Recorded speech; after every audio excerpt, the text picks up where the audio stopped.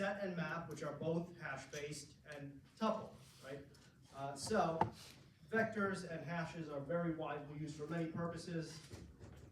Linked lists are also very versatile, but generally just not as efficient. Binary search trees are also very versatile, but generally lose out to hashes under most conditions unless you need something like ranged search or unless you need your set to be ordered, right? So either ranged search or given a value, given a node, find the next node in order. But heaps are very specific. Their use is very limited. Their functionality is purposely restricted. You cannot iterate through a heap. If we look at the C++ STL, heaps along with stacks and queues, or technically it's a priority queue that's implemented as a heap.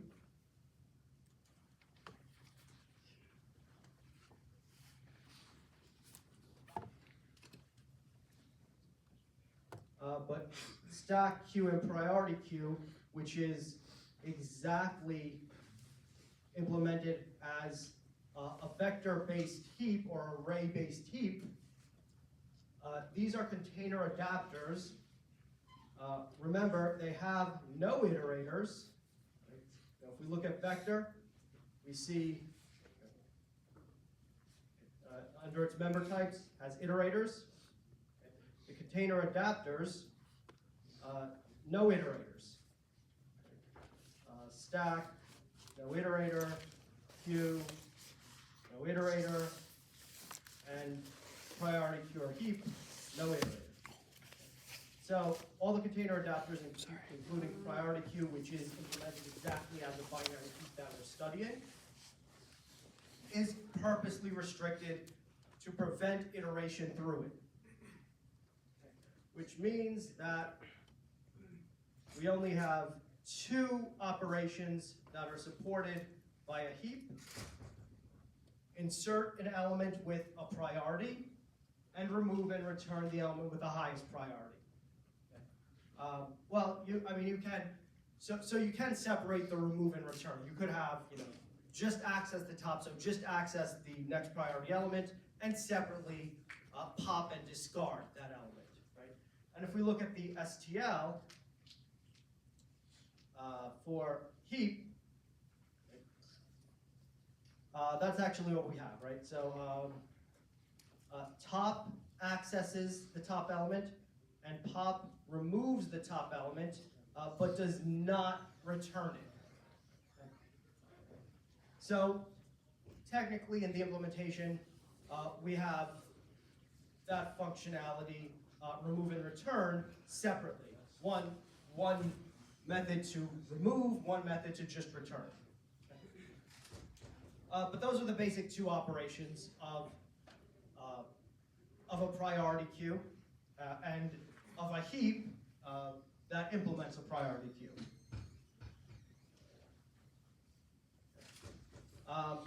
There are other implementations of a priority queue that allow us to update priority of an element in the queue, in the priority queue.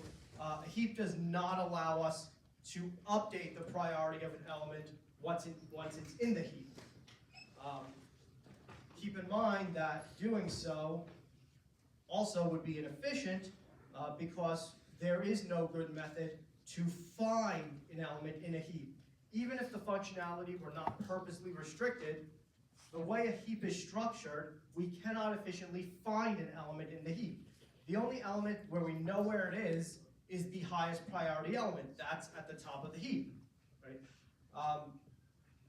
And we know that each parent has a higher priority than both of its children. But consider that half of the nodes in a heap are leaves, and the leaves could be in any order. Between any two leaves, neither of them is an ancestor or descendant of the other. Right? So fully half of the heap has no order at all relative to each other. So, if we have an element that's not one of the highest priority elements in the heap, it could be down at any leaf, right?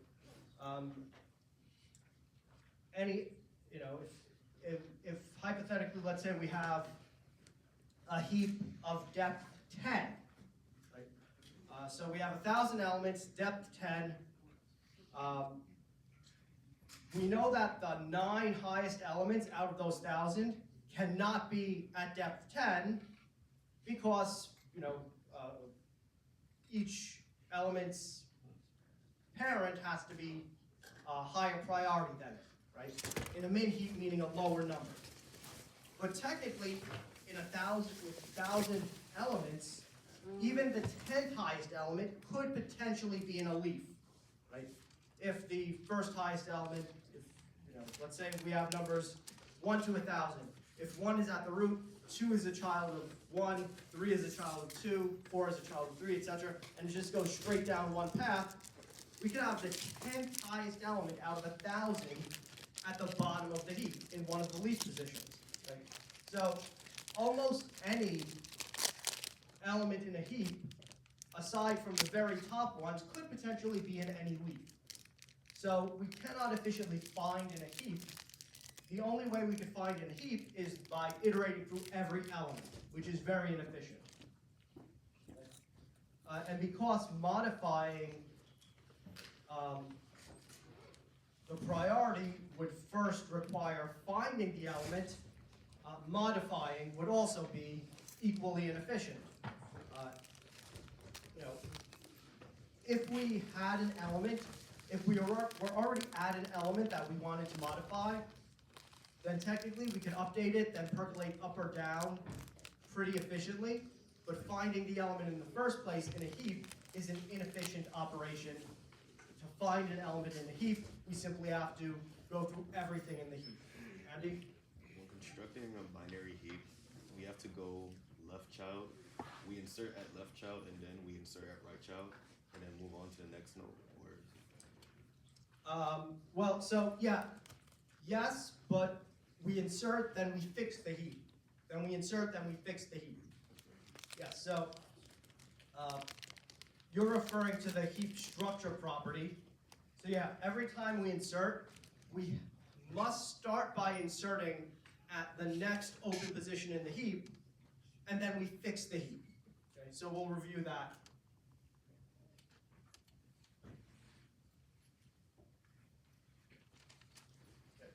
So a binary heap has 2 defining properties.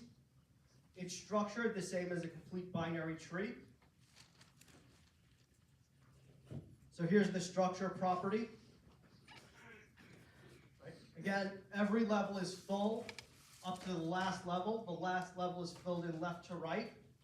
If we insert an element, we must begin by inserting it in the next open spot, right here, and then fixing the heap.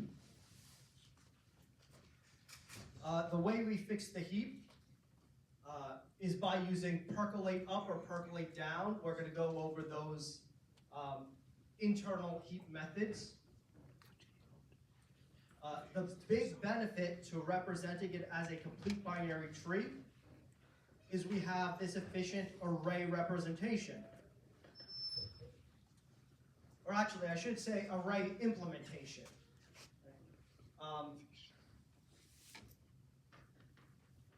We can conceptualize a heap as a binary tree, but it's almost always implemented as an array because it's simply more efficient. And because we have a complete binary tree, we have this array where each index specifies a specific position within a complete binary tree with no gaps. Right? If we decided instead of inserting the next element as the right child of E, if instead we decided to insert it as a child of G, we would have gaps in this array representation. So to avoid gaps, it always has to be the next open position in the tree, which is also the next open position in the array.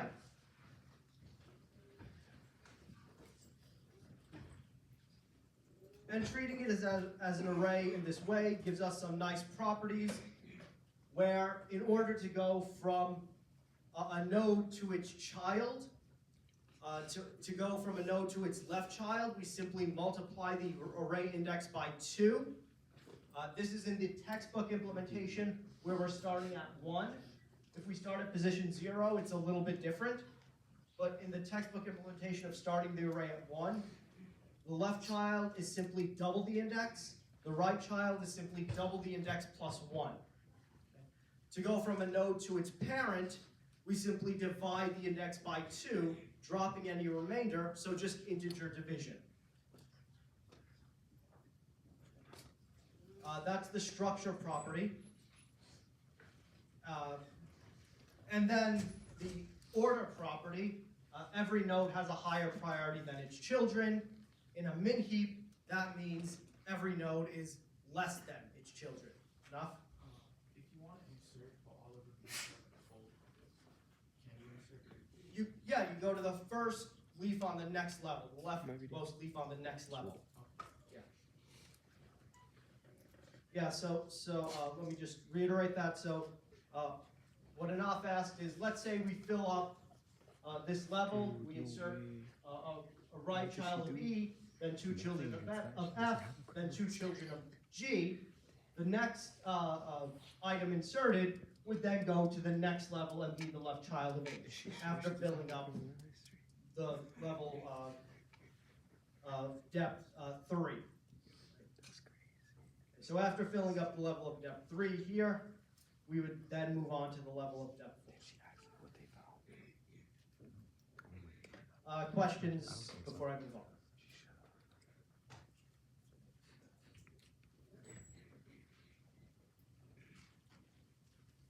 So the benefits of the array implementation, fewer memory allocations. We don't have to allocate every time we add a node. We've already allocated memory for the array. We just add a new, we just fill up the array. If we're using a vector that's dynamically allocated, we will at some point have to resize the vector, right? But this is still more efficient than having to allocate memory for each node. Better cache efficiency. Because the array is in one contiguous block of memory, everything's closer together, we have better cache efficiency. Again, these things do not affect the algorithmic complexity, but they do make it faster in practice. O of 1 to add a new element, which does not include fixing the heap, but it's still faster to add that initial element to an array than to a tree, right? To add the next element to a tree, we would have to traverse the tree. To add to an array, we just go to the back of the array.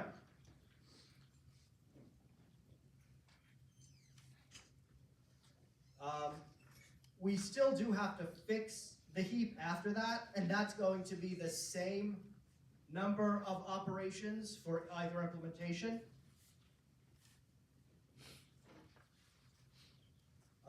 And a heap implemented as an array has O of 1 access, technically. But keep in mind that the kth element in a heap is not guaranteed to have exactly the kth highest priority, nor does position indicate order of insertion. So, because heaps are partially ordered and not fully ordered, access is not really useful because we don't know exactly what's going to be at any given position, or even have any reasonable expectation of exactly what's going to be at any given position. So, even though an array is going to underlie a heap, we don't have any good use of O of 1 access that the array gives us.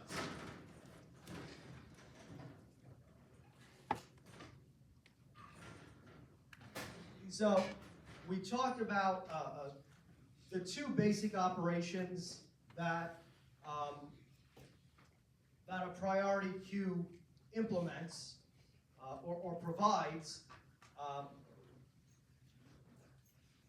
Insert with priority and remove and return the highest priority element.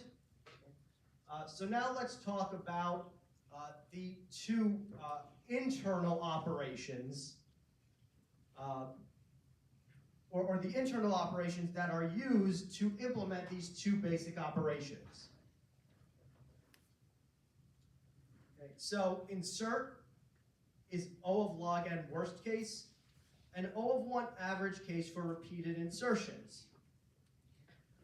So the reason that insert is O of 1 average case is because if we look at a complete binary tree, most of the nodes are near the bottom, right? In a complete binary tree, fully half of the nodes, rounded up, are leaves, which means that 50% of the values are leaves. And when we insert a new value, assuming that the new value is randomly chosen from the same probability distribution as the values that comprise the heap, meaning, for example, let's say the heap has a bunch of values from 1 to 1,000 randomly chosen. We choose a new value randomly from 1 to 1,000. Right? The new value is most likely to end up near the bottom of the heap, right? Because only the very few highest priority values are more than a level or two up. Okay? So most insertions will not rise past the lowest level or the first level up, right? Or possibly the second level. So, and you know, this is proven mathematically. We'll go over the converging series that proves the O of 1 average case. But the intuition is simply that in a full binary tree, most nodes are near the bottom, thus most elements end up near the bottom. So insert has two steps. One is we add a placeholder for the element to be inserted at the end of the heap, right? So that's the next open position in the heap. And then we percolate up to find a proper place for that element, which it has a number of steps equal to the number of times we have to move the inserted element up in the tree structure.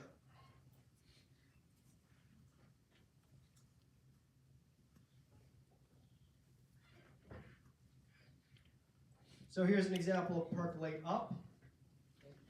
We're going to insert 14 here. 14 is less than 31, so it percolates up 1. 31 moves down.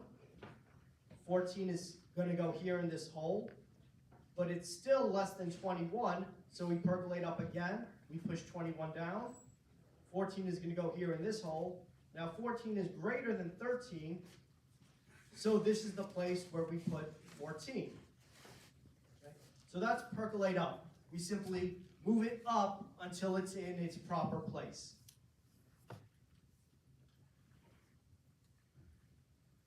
Delete min is a little bit more complicated, because we have to keep the tree structure, so we can't just delete something at the root.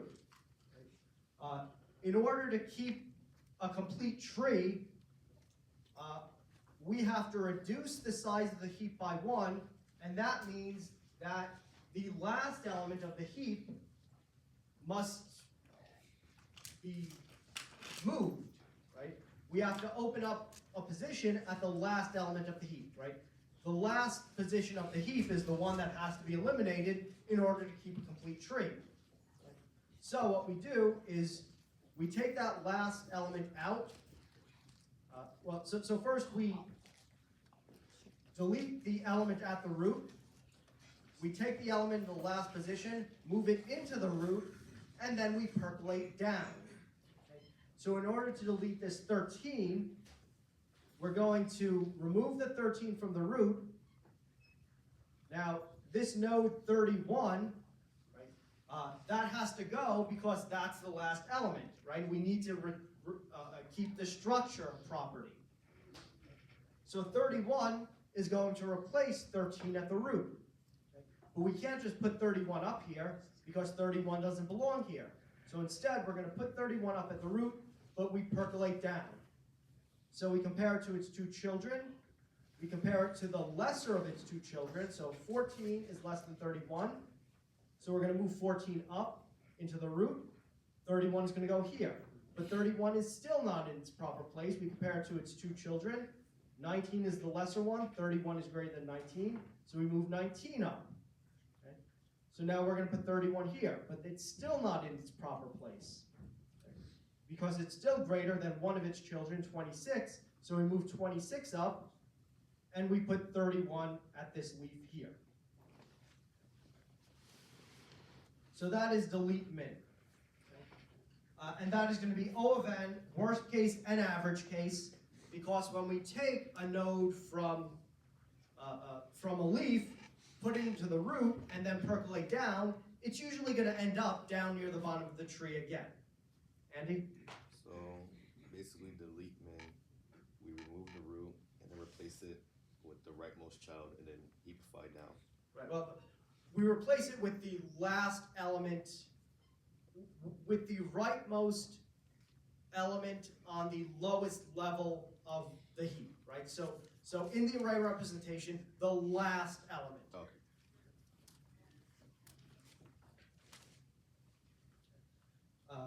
Sadi? Could you go back to the diagram, please?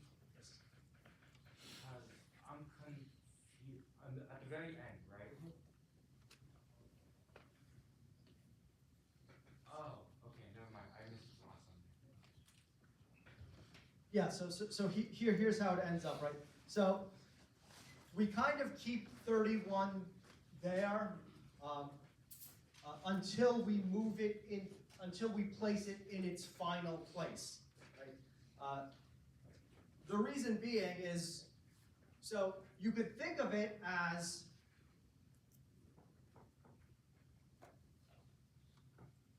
deleting 13, replacing it with 31, and then percolating down until 31 reaches its place, right? But while we're moving these elements up, we move 14 up to fill the hole, then we move 19 up to fill the hole, then we move 26 up to fill the hole. While we're doing that, we're just letting 31 stay there and not moving it until we have to, so we only move it once into its final place. Otherwise, if we move 31 into the root at the beginning, then we have to swap and move it again into the second level, then we have to swap and move it again to the third level, so we save a bunch of moves this way. You're still swapping like 14 in the hole, 19 in the hole. Well, no, because the whole is not a value, right? So we're just copying 14 into the root. Right? So if we look at the code, right, let's say that we placed 31 at the root to begin with. Then we have to swap 14 and 31, which means an extra variable, move 14 out, move 31 in, move 14 in, right? And then we have to swap it again down with 19, then we have to swap it again down with 26. This way, we delete 13 from the root, right? Which basically just means we consider the root not to hold 13. We don't actually overwrite it yet, right? So we return 13, but we don't actually erase it from the root. Instead, we compare 31 to the two children. 14 is less. So we just copy 14 into the root, overwriting 13. Then we compare 31 to the two children there, 19, 21. We overwrite this node here with 19, right? We don't erase it and then overwrite it. We just wait until we need to overwrite it. Okay? So we're just doing one copy each time instead of a swap each time, which is 3 copies. And we'll see that in the code, which we'll go over in a little bit. So, percolate up and percolate down. Percolate up is simple. It involves comparing a node to its parent. If the node has a higher priority than its parent, swap them. Right? And again, by swap them, we implemented it more efficiently than swapping, but you could think of it as swap them. Okay? Keep doing this until the node reaches a place where it has a lower priority than its parent, and then it's in its proper place. Okay? And the heap order is maintained. Percolate down involves comparing a node to both of its children. If the node does not have a higher priority than both of its children, swap it with a higher priority child. Okay? So, with percolate down, between a node and both of its children, the highest priority of the 3 of them must end up at the parent node. Andy? I have a question about delete min. Mm-hmm. Since we have to percolate down from the root, would the time complexity be O log n for delete min? Or? Yes, it is log n. Yes. Shannon?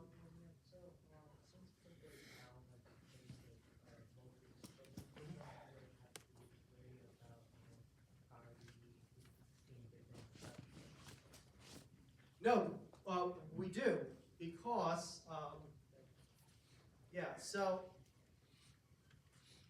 so here, we remove 13,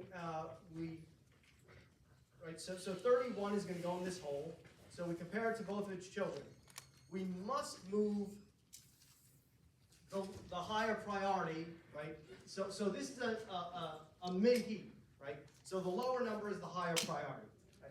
We must move 14 up and not 16. If we moved 16 up, then 16 would be the parent of 14, which would violate the heap property, the order property.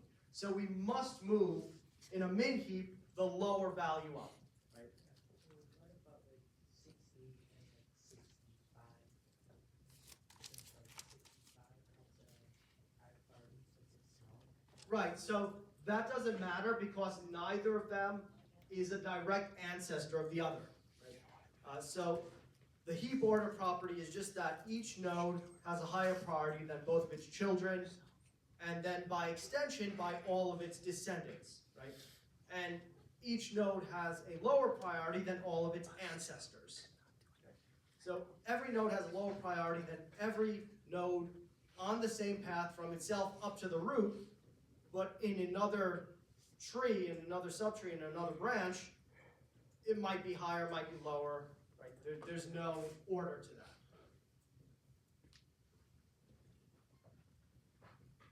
Yes. What happens if you just delete 13 without inserting 31? Then you have no root. Right? Wouldn't you be able to just like move like 14 up and then move the subsequent thing? Okay, so let's say we tried that, right? So if we didn't swap 31 in, then we would move 14 up, then we would move 19 up, then we would move 26 up, but then we would have a hole here, right? And in this case, we could put 31 in there, but let's say that wasn't 31, let's say that was 22, right? 22 could be here also, right, because it's greater than 21, right?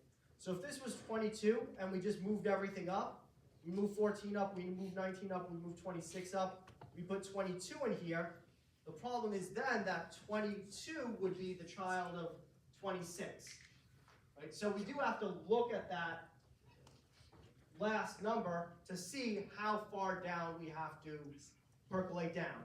Because in this example, we percolate down all the way to a leaf, but we don't always.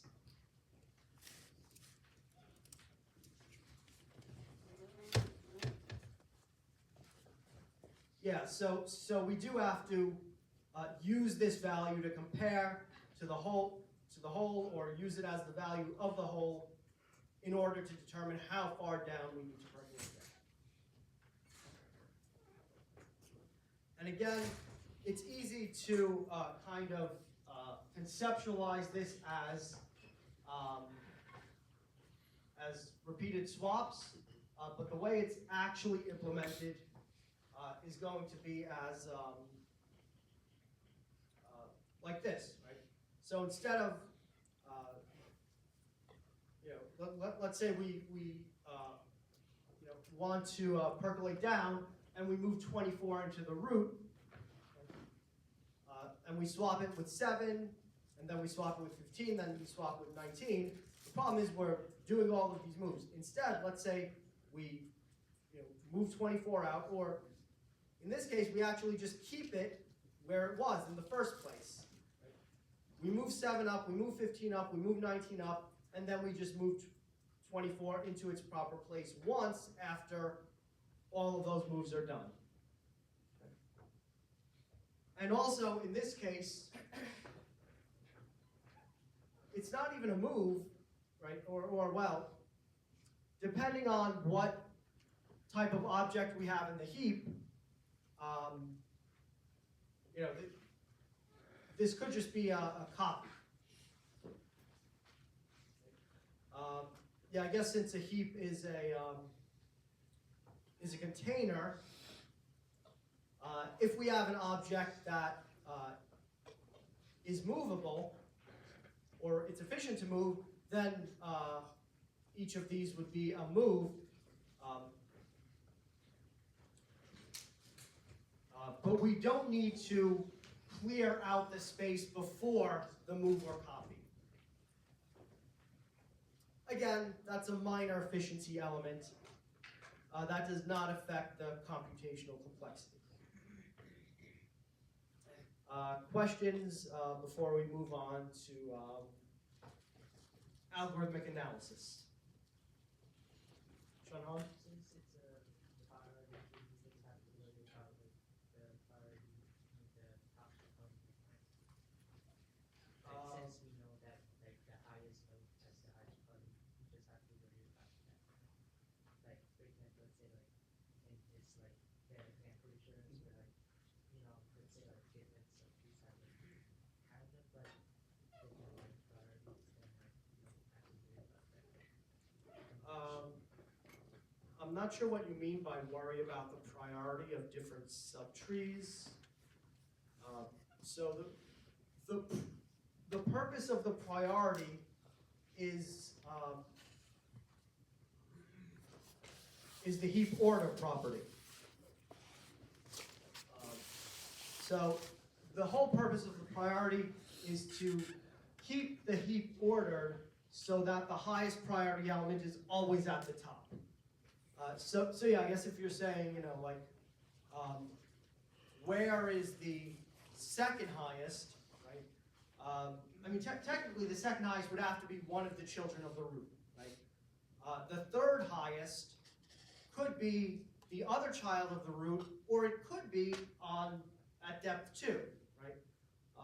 When you get to like the fourth highest priority, could be at depth 2 or 3, right? So the fourth highest priority could actually be a child of the root also, right? Like let's say you have the highest one at the root, second highest, third highest, and then fourth highest is the other child. You could have that, right? So yeah, a node cannot have a depth higher than its order, right? First one has to be at the root.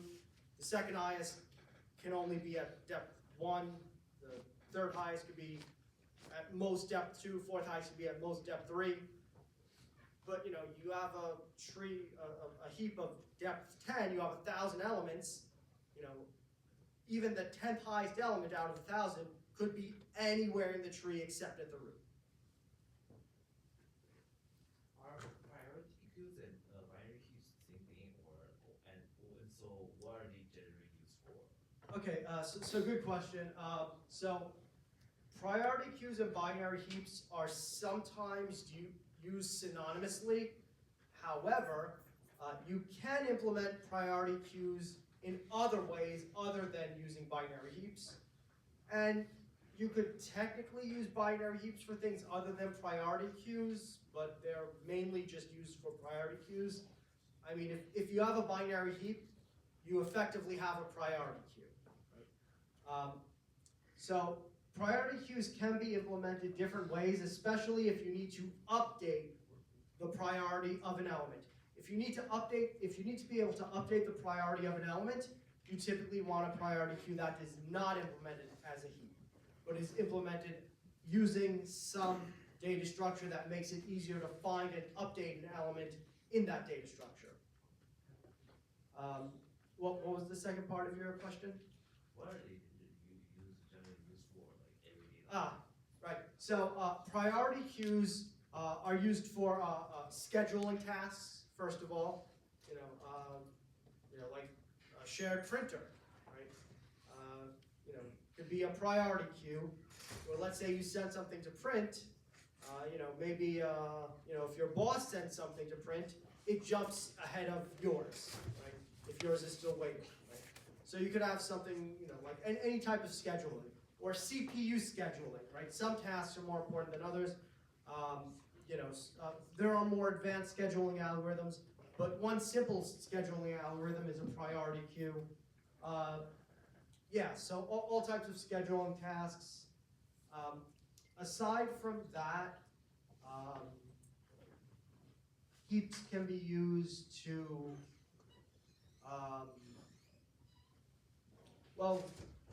we're going to see in the homework, heaps can be used to maintain a list of top elements seen up to a point. Practically speaking, mainly scheduling. Anytime you want the functionality of a queue, but you want to be able to give but you want some items to be able to kind of jump ahead in the queue, you would use a priority queue.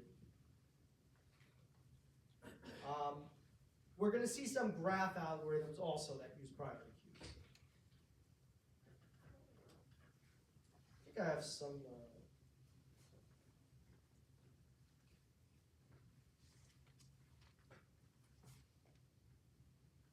I don't have a slide listing uses of priority queues.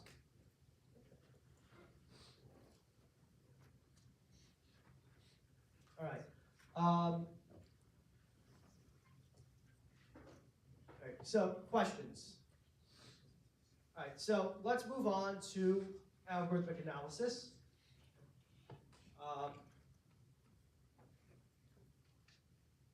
So there's one other method that's important for heaps, and that is build heap.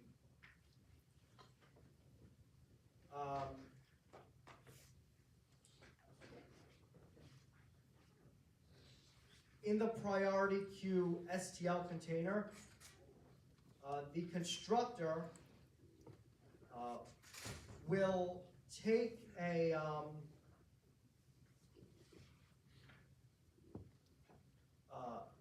existing vector or array and order it to a heap.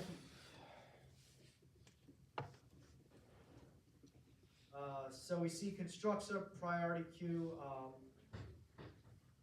So the constructor initializes the comparison to container objects and then calls the algorithm make heap on the range that includes all its elements. If we look at make heap,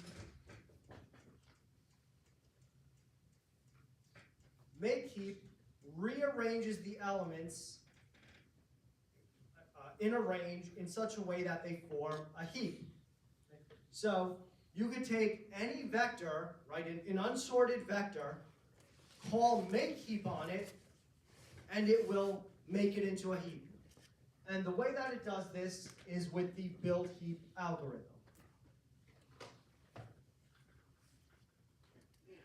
So what build heap does is it takes an unordered vector or array and turns it into a heap.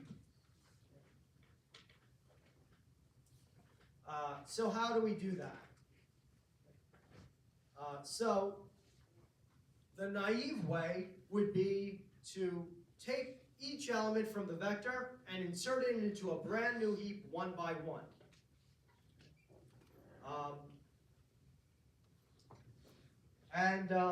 That would actually be, so let's say we do that. Let's say we take an unsorted vector and insert each element into a brand new heap one by one.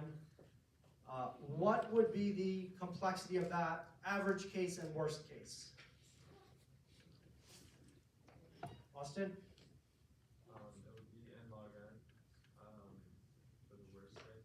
Good, it would be n log n in the worst case, right? Because worst case for insert is log n, right? We're doing that n times. Okay? How about average case?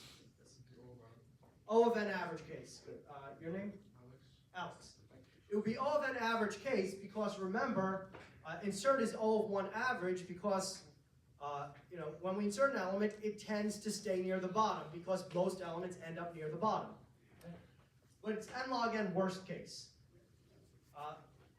However, if we do this in a specific way, we can bring that down to O of n worst case as well. So let's take a look at build heap and then how it works, why it works that way, and why it doesn't work any other way.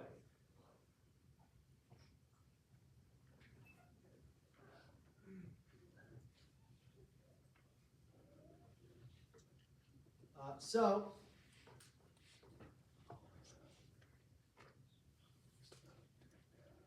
the way that build heap works is we percolate up rather than down of each, we percolate down rather than up of each element starting from the midpoint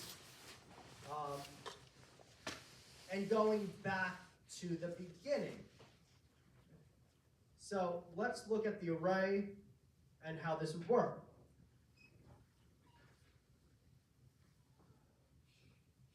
So if we called build heap on this, if let's say these values were not in, let's say this was just a vector, not a heap, it wasn't in order. Okay? What build heap would do is it would start at index 5, call percolate down, then percolate down on 4, then 3, then 2, then 1. It would not be called on the leaves. Why does it start at 5? So we're calling percolate down, right? What happens if you call percolate down on a leaf? What happens if you call percolate down on a leaf? Sadi? There's nowhere to percolate down to. It has nowhere to go, right? Percolate down on a leaf can't move it anywhere, right? So it's pointless to call percolate down on F, G, H, I, and J. Okay?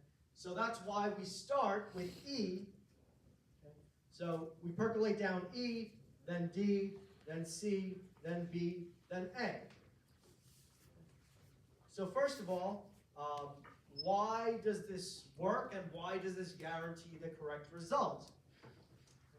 And why wouldn't some other methods like percolating up work? So, the way this works effectively is we're percolating each element down into its proper place.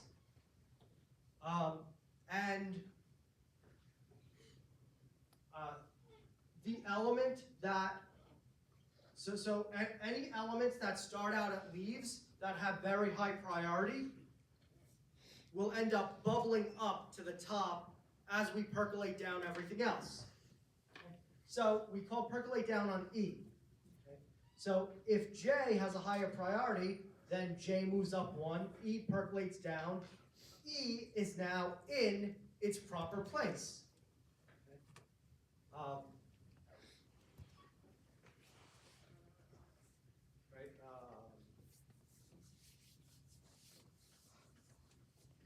Actually, not necessarily. Yeah, E could still be moved later. E's percolate down. Yeah, so if we percolate down E and it moves down and J moves up, E could still be moved up later. If, let's say, B has a lower priority than both E and J, then B would move down too and move both E and J up one later. But at the very least, J is, which has a high priority, is above E. Is above E, yes. Yeah. So E will move down, J will move up if E is has a lower priority than J. Then we will percolate down D.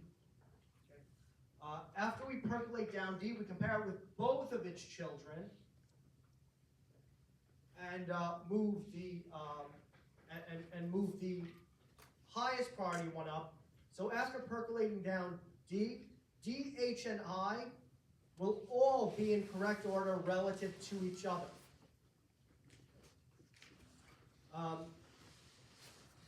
So in this case, we have, so DH and I will form a subheap in proper order. Right? If B does not have a lower priority than the root of this subtree here, then it will percolate down into that subtree and end up in its proper place. So basically that's how it works, right? We're building these subtrees that are correctly ordered from the bottom up. And then when we percolate down an element higher up, it will effectively be kind of like similarly to being inserted into a subtree and percolating down into its proper place. So by the time we get to A, this subtree here is a heap. This subtree here is a heap. So A will look at the roots of both of those, pick the lower priority one to replace it, and then percolate down into that subheap and eventually go into its proper place. So we could see that treating this,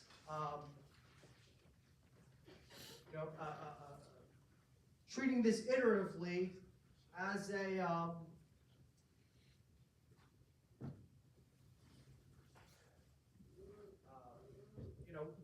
where each new node is added to ordered subtrees below it, works out.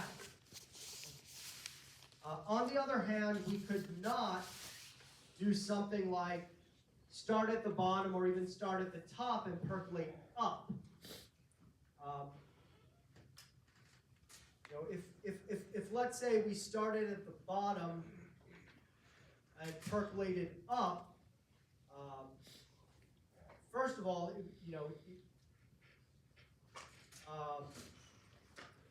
if we swap that with something else, then we're kind of stuck, right? Like, let's say that we try to start at the bottom and percolate up, right? And let's say J and E are the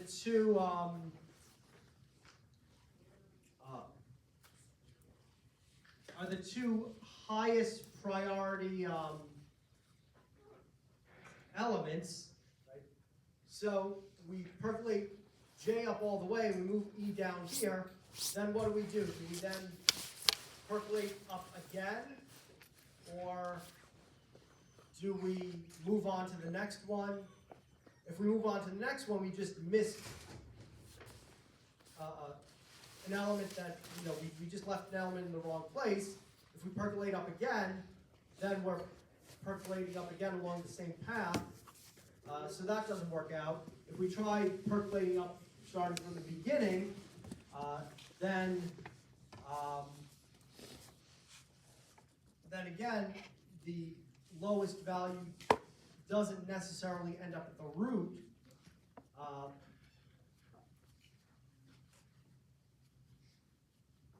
So yeah, that approach wouldn't work.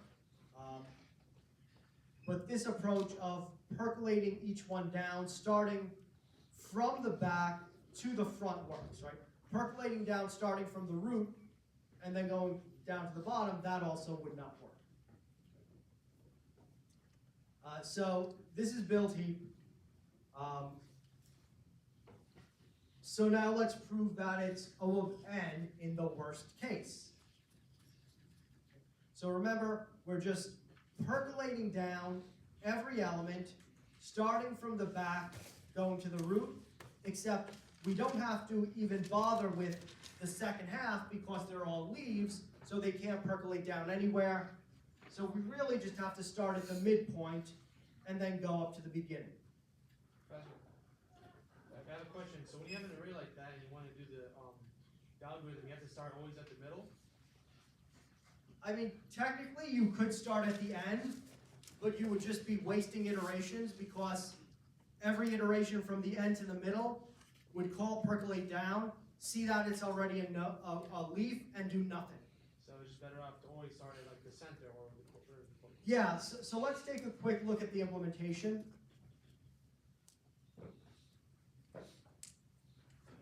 And the implementation of build heap is very simple. It's 2 lines of code.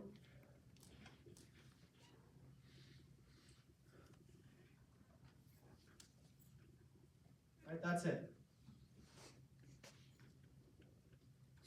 That's all build heap does.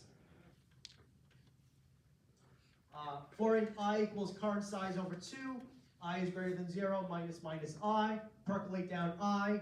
Remember, I is the index of the array. Okay, so if the size is an odd number, would it be like the number divided by 2 minus 1? I'm sorry, say that again? If the current size were an odd number and you divide it, so you have to minus 1 and then you start from there?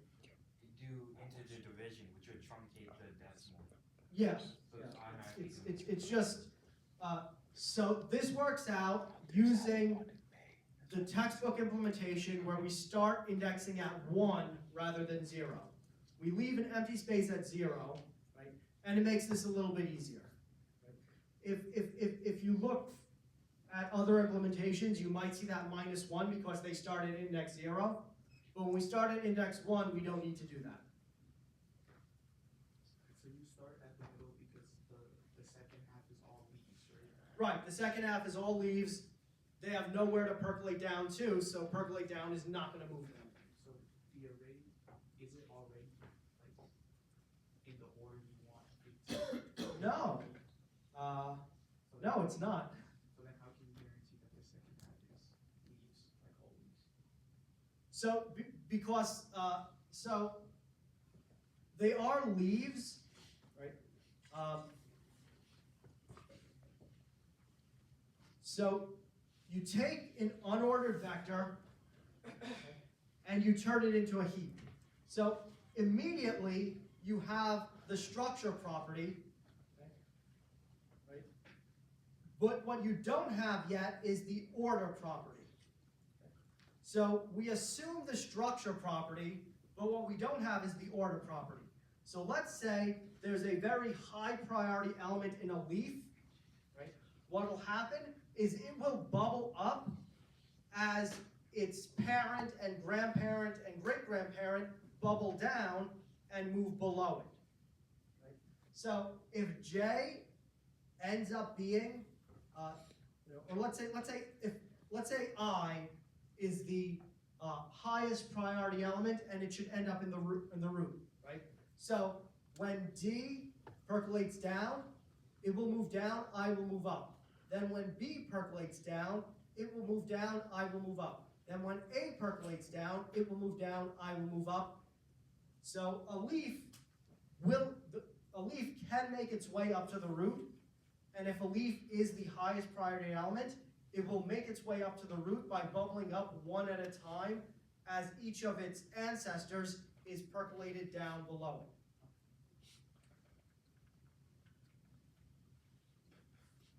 Good question.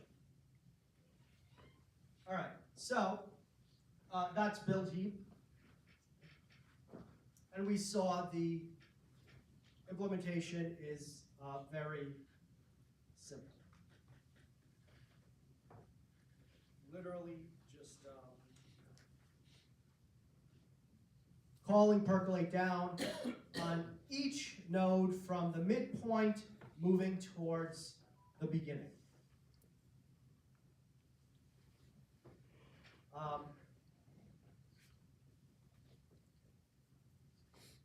All right, so let's go over the proof, and then we'll look at the code. As for the actual algorithm, we start by skipping the leaves entirely, as they have nowhere to percolate down to. So, since exactly half of a complete tree's nodes are leaves, we start at the midpoint of the array, moving towards the front. So, for half of the nodes, all of the leaves, we took 0 steps. So then, the nodes we start with will be of height 1.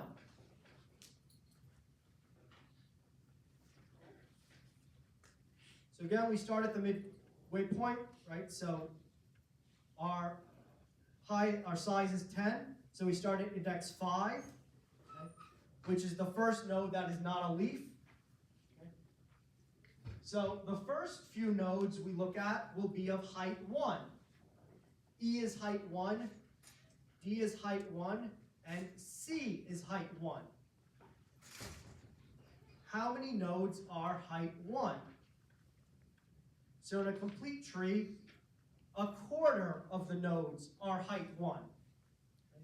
Then an eighth of the nodes are height 2. Then a 16th of the nodes are height 3.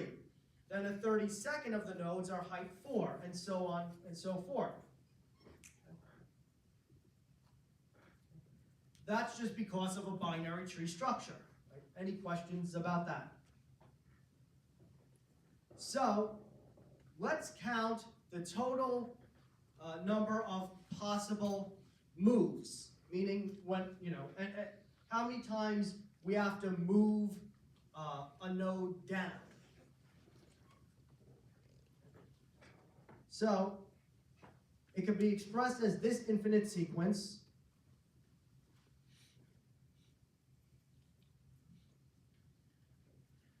For the n over 2 leaves, we have 0 moves. We don't even iterate through them. For the n over 4 nodes of height 1, we can only move them down 1 level. For the n over 8 nodes of height 2, we can only move them down 2 levels. For the n over 16 nodes of height 3, we can only move them down 3 levels, and so on and so forth. This infinite sequence happens to converge to n. Here's an expanded proof. It's based off of the infinite sequence that you should all know, the converging sequence you should all know. 1/2 plus 1/4 plus 1/8 plus 1/16 plus 1/32, and so on and so forth converges to what? 1. Ramsey. Right. So that converges to 1. So if we replace that with n over 2 plus n over 4 plus n over 8 plus n over 16 plus n over 32 and so on and so forth, that converges to n. Right? So here we're not starting at n over 2, we're starting at n over 4. So if we start with n over 4 plus n over 8 plus n over 16, etc., that converges to n over 2. It's n over 2 less than the full series, that converges to 1. If we start at n over 8, that converges to n over 4. If we start at n over 16, that converges to n over 8, and so on and so forth. Okay. Notice that these all add up to this at the top, right? 1 times n over 4, there's our 1 n over 4. 2 times n over 8, right? There are 2 n over 8s. 3 times n over 16, 1, 2, 3 n over 16s, and so on and so forth. Right? So we break this infinite series into these infinite series, which converge to these values, and then we sum up these sums of the sums of these series. So this converges to n over 2 plus n over 4 plus n over 8 plus n over 16 plus n over 32. Which sums up to n total. So that's the proof using the simple converging series that you're all familiar with to show that this series also converges to n. And that represents the maximum number of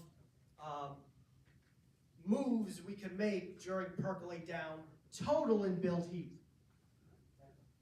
So that's O of n worst case.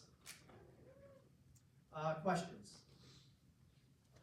So that's the mathematical proof of the O of n worst case using build heap if we start with an unsorted vector or array and use build heap all at once instead of inserting one at a time, which would be n log n worst case.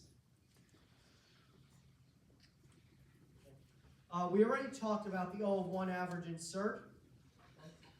It's just that, when we insert, we start by putting it at the bottom in the last position, and most elements end up near the very bottom of the heap. Most elements don't percolate up very much. If we want to quantify this, we would simply get a very similar series. So half of the elements are knowns, right? So if an element is chosen from the same probability distribution of all the elements that are already in the heap, half of the time it's going to end up as a leaf, right? I'm sorry, I said knowns. Half the elements are leaves, so 50% chance that a new element inserted ends up as a leaf, which means it stays where it is. Right? 25% chance it moves up one level, right? Or 1 over 4 chance it moves up one level. 1 over 8 chance it moves up 2 levels. 1 over 16 chance it moves up 3 levels, and so on and so forth. Right? Again, this is assuming that the newly inserted item is randomly chosen from the same probability distribution of elements that already comprise the heap. Meaning, for example, you have a heap of elements randomly chosen between 1 and 1,000. You go to insert a new element randomly chosen between 1 and 1,000.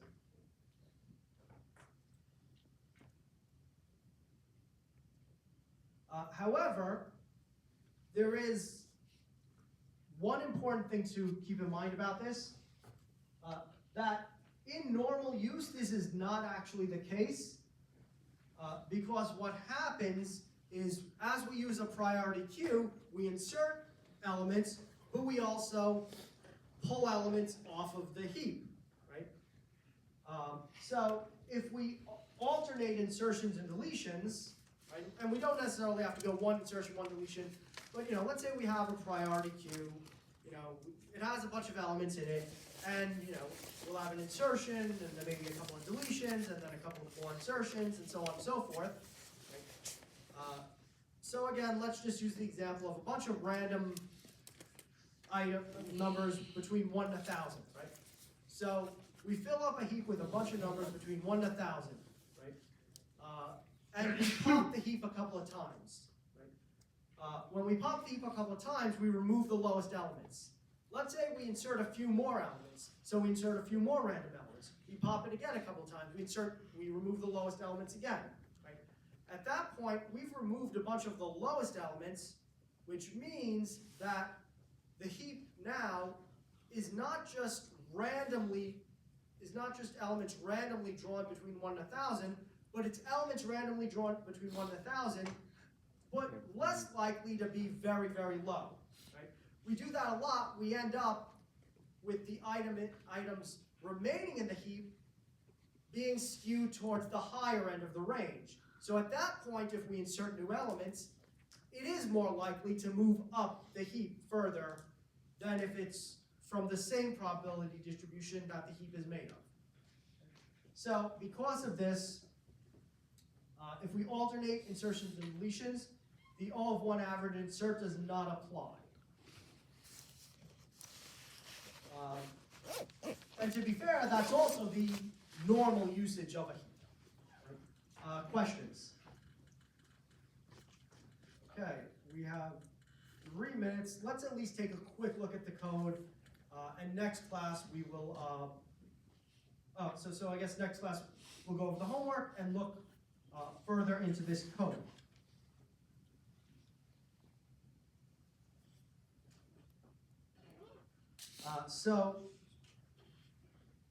Insert.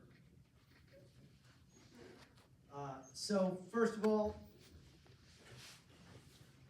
we're assuming that we're using, so in the textbook implementation, they are using, I guess, a C++ array, which needs to be, which does not automatically resize like a vector does. So this is just to resize the array if it's going to fill up. Then we implement percolate up. Okay? So this is just an implementation of percolate up.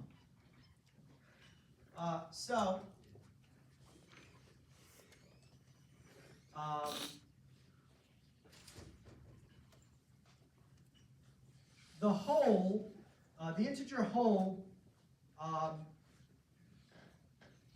is going to represent the position of the whole. This is going to start at 1 past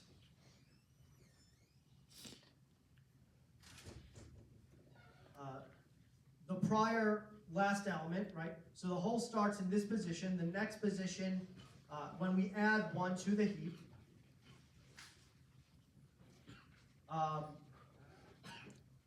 and then here's the main loop. So x is the element we're inserting.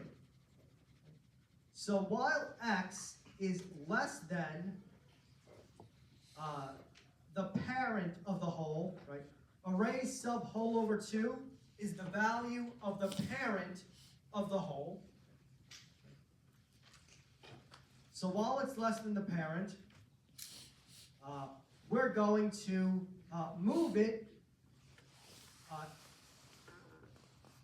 We're going to move it, the parent, down into the whole, and move the whole up. And then divide the whole by 2, showing that the whole has moved up into its parent position. Keep in mind that we don't move the contents of the whole. We simply place it in its final position once. Right? Within the body of the loop, the only thing we do is move down into the hole. Okay? Enough? Last question. Why do you make a copy of x and then in the next line leave the copy line to say array 0 equals x?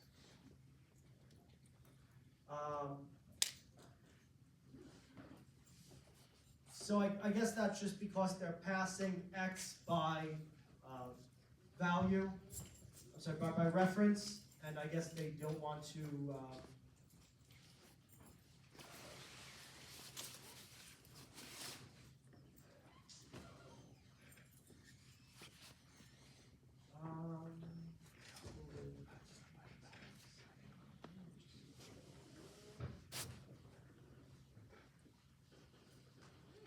Actually, no, because they end up moving it.